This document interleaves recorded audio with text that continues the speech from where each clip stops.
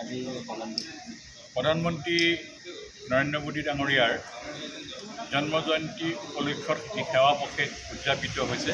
তাৰ লগত সংগতি ৰাখি তেখেতৰ জীৱনবোধ, তেখেতৰ কৰ্মপদ্ধতি, তেখেতৰ যি ধাৰণা আৰু যি দূৰদৃষ্টি সম্পন্ন নেতৃত্বৰ ফলপ্ৰসূ কাৰ্যব্যৱস্থা তাৰ পৰিচায়ক হিচাপে আজি এই প্ৰদৰ্শনী আমি উন্মোচন কৰা হ'ল।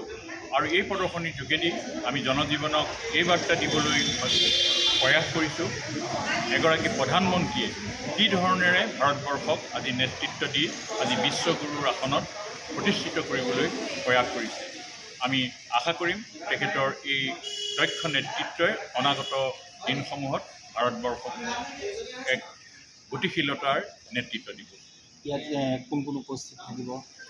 ইয়াত আমি আমাৰ আজিৰ পৰা গ্ৰাম্য অঞ্চলৰ বহুখিনি ব্যক্তিৰ লগত যোগাযোগ কৰা হৈছে, তেখেতসকলক অৱগত কৰা হৈছে, তেখেতসকলক আৰু বিভিন্ন দিশৰ ছাত্ৰ ছাত্ৰীসকলকো আমি এইখিনি জড়িত কৰিবলৈ আমি প্ৰয়াস কৰিছোঁ।